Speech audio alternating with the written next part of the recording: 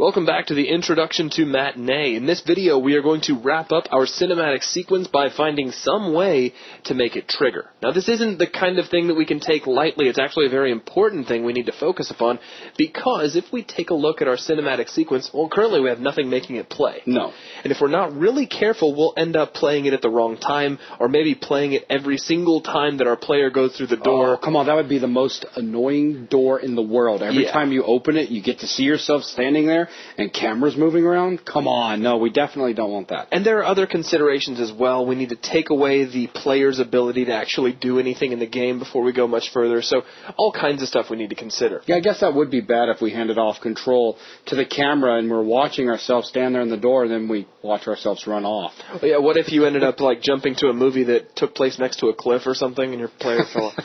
Well, you get the idea. Yeah. All right, so this is going to involve our door sequence in some way, because we want this cinematic sequence to fire when the door is open and when our player is standing in the middle of the door. But we want it to fire when the door sequence takes place for the time being, but we don't want this as part of the door sequence because it's not part of the door sequence. Right. It's a cinematic sequence. It's something different. That's right. It's its own thing. Now, before I jump into the door sequence and carry on from here, there is one thing that's been bugging me very subtly throughout this entire series. You don't like that name, do you? The name Interp Actor 7 is driving me crazy. So I'm going to right-click on that sequence, and we're going to rename it to Lift Sequence. Actually, ladies and gentlemen, this was planned to show you that you can rename these later. Oh, yeah, absolutely. I just forgot for a lot of videos. That's right. So let's go into our door sequence. And when our door is open, we can start simple. We want to find some way to make the door open trigger this cinematic sequence. That's right. Now, of course, we could bring that in here. We could. But we don't want to do that. No, we want to be able to selectively pull it out so we can find it easily later and edit it. Right now, this is called the door sequence subsequence. You don't want to dig into a door sequence in order to find the cinematic sequence. That's right. So in order to keep these separate but still make them able to talk to one another, we need to employ the Activate Remote Event action. So I'm going to right-click on my log. We're going to expose the output. And let's right-click over here in Space, create a new action. And under the Event menu, we have Activate Remote Event. And I'm just going to connect this right over. Now, if we take a look at the Activate Remote Event properties, we have an event name, currently set to default event. That's no good. We're going to call this Start Cinematic Sequence, which is kind of a long name, but at least it makes sense. So we're starting the cinematic sequence. It also isn't a bad idea in general to go ahead and drop this into the object comment so that if you ever pop your head in here, you can see this. Right, you'll know what it's for. That's right. So we're done here. Let's go ahead and get out back into our main sequence. Now, the cool thing about using the Activate Remote Event is that now we can right-click over here and create a new event. New, you guessed it, Remote Event. Ta-da! Okay, so now we need to add an event name here, which we chose Start Cinematic Sequence, which is hiding behind a tooltip now. I hope I'm spelling it right. Or you can just hit paste. And there we go. Oh, I could have hit paste, but that's okay. No fun. See, actually, I like typing it in lowercase to see if the case jumps up. Yeah, because you know that pesky Windows operating system, how it can just jumble up those characters on the clipboard. It just makes me feel good, okay? I understand. And that's what it's all about. It's all about me. Okay, so let's just start off simple. We're going to take our remote event and hit play. Okay. And let's close out of here and give this a quick test. So I'll right-click here on the floor, play from here, and let this load for a moment. So cool. We come in here, open up the door, and whoa. Hey, where'd you go? Yeah, where did I go? Because I can still run, and now I'm lost. I completely ran out of the frame. Yeah, you're in the corner. Hiding in the corner now. Okay, so let's go back through the door, and there we go. Okay, so some things that need... Hey, no riding the lift, okay? I wanted to play on the lift. No, it's time to work. Okay. So some things we need to take care of. The idea that you can go running off is probably not good. Yeah, that's kind of a problem. Now, a quick thing, you'll notice when we went back through the door, the sequence didn't fire again. That is because currently our remote event's max trigger count is set to 1. Just for the fun of it, I'm going to set this to 0. Just to prove the point? Just to prove the point. You would want to leave this set to 1, or at least you will at first. Because when we first go through the door, boom. All right, now we're moving, shaking. Oh, yeah. Oh, yeah. Na-na-na-na-na. And great, that was awesome. And now we come in here and... check it out. I don't know if this can actually pick it up thinking about it exactly. They might not be able to see it. They might not even see it. There's just a little flicker that keeps popping up. Flicker. That is all. our cinematic sequence is at the end. Right, it never had a chance to rewind. That's right, we never rewound it. So since it's at the end, it's it. That's done. It's completed. So there's nothing to run through with the whole thing. We could do rewind if already playing. Or no, rewind on play. Let's activate that property. I want to show this. It'll be fun. So boom, now we come in. And now the funny thing about this is every time we go through the door, we're going to get this. Dun, dun, dun, dun, dun, dun, dun, dun. We're dancing. Pink. And then now the next time we come through the door, oh no, now we're dancing some more. But if you don't have that turned on, then you're just going to get a flicker. And again, it might be really difficult to see the flicker. I didn't think about that. It's so fast that... Yeah, on the capture, you don't with think us of it only at all. capturing 10 frames per second, you probably wouldn't be able to see it. Now, I'm going to turn that off. I was just using that to prove a point. But that's definitely something that needs to be fixed. Right now, the quick way of fixing this is just by taking that max trigger count and setting it to 1, as it was initially set. That's right, but that's only half of the problem, because I would like some way to control when this is going to happen. I would like some sort of in-game event to actually control whether or not the cinematic sequence will play at all. Even before we get to that, I'd like to see you locked down to a single position where you can't go running around. Okay, that's fair. And that's really easy to do. There's actually the ability to toggle on cinematic mode. And cinematic mode allows you the ability to remove control from the player. So let me break this connection. And one of the first things we'll do when this remote event is fired is we will toggle. So I'll go to New Action, Toggle, and we'll toggle cinematic mode. Like so. So let's go from out to enable, and then from out here into play. And let's take a look at some of the properties on cinematic mode. So we have the ability to disable input, disable movement, disable turning. I'll switch that off so we can still turn the player around if we want to. Hide the HUD, hide the player. Ooh, we don't want to do that. We want to see the player. Yeah. He's the star of the show. And that's about regular type stuff, yeah. Now, that's only half of this. Creating is only one thing. We need a target. We need to say to this node, I want you to affect the player and keep him from moving. So let's right-click over here in just a blank space.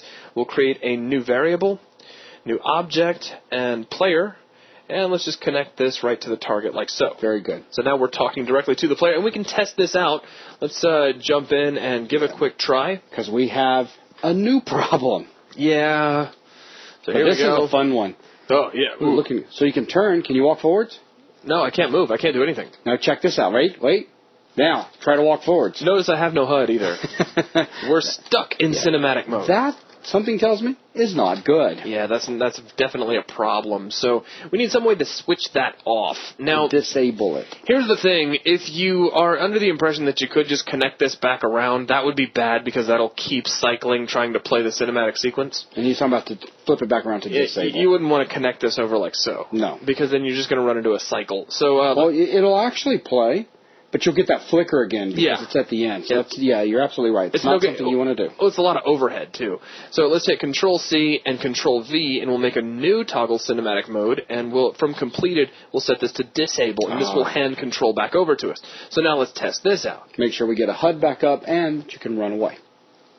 All right, so here we are in the doorway. Look around. We're facing the wrong direction. I actually wanted this in reverse. And now can you walk? There you go. So now we're all set. Outstanding. And let's walk through the door. And no flicker. No flicker. And it's not, there we go. So everything is good, except that I don't like the way this is going. In that I want to have a direct control, something that takes place in the game that will determine whether or not the cinematic sequence plays when we go through the door. Yeah, that makes sense. So maybe he accomplished some sort of specific task, and by accomplishing that task, now if he goes through that door, we get this cinematic movie. That's right. So what I'm going to do is I'm going to create a trigger here on the floor. So let's go to Add Actor, Add Trigger, and the first thing I'm going to do is open up its properties. We'll go ahead and collapse the properties there, and I'll jump up under Display, and we'll make sure Be Hidden is turned off so that we can see this actor in the level when we're playing. Now, just as a side note, this is a proof of concept approach. In general, you wouldn't want to use a trigger in the game.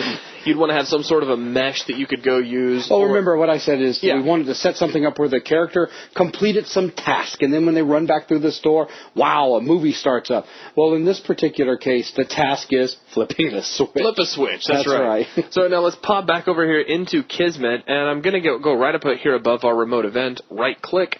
We'll create a new event using trigger 6, and that will be a used trigger. So, ta-da, like so, and let's see, from here, what do we need to do? Yeah, this is where you really have to stop and think about the logic of what needs to take place.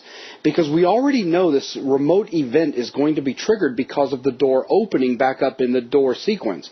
Well, that's good, but now that's going to simply send a pulse over to toggle our cinematic mode and then begin the cinematic sequence.